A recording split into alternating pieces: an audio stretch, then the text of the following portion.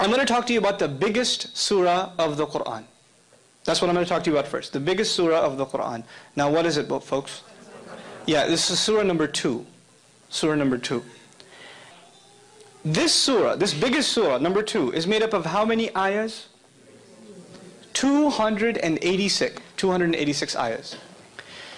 Somewhere in this surah, the ayah occurs, I'll recite the Arabic first and roughly translate after. وَكَذَلِكَ جَعَلْنَاكُمْ أُمَّةً وَسَطًا. Thus we made you a middle nation.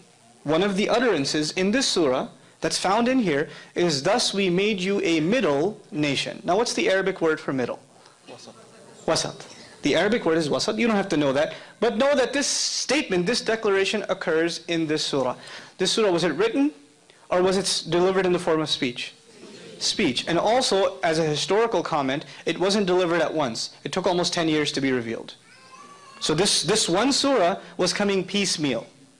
And while it was coming down, pieces of other surahs were also being revealed. And the messenger would instruct his companions, these ayahs belong to this surah and those ayahs belong to that surah. But when the whole thing is said and done, BAKARA, the second surah, is made up of 286. And in ayah number, listen to this carefully now, in ayah number 143,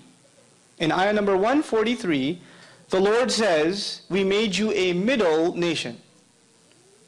How many ayahs in this surah again?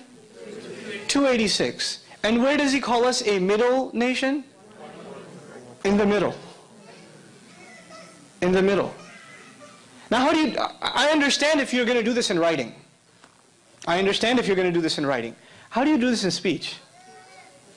And by the way, at the time, there was no concept of ayah number. Like I told you, ayahs, there are 286 ayahs, and there's 143 ayahs. At the time, they never said, haven't you read ayah 12 of chapter 35? They didn't talk like that.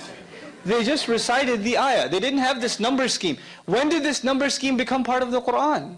When the Quran was finally put into book form. But the generation we're talking about doesn't have a book before them. They don't have that before them. They're memorizing this, and it's completely and entirely an oral tradition. So that's one small example.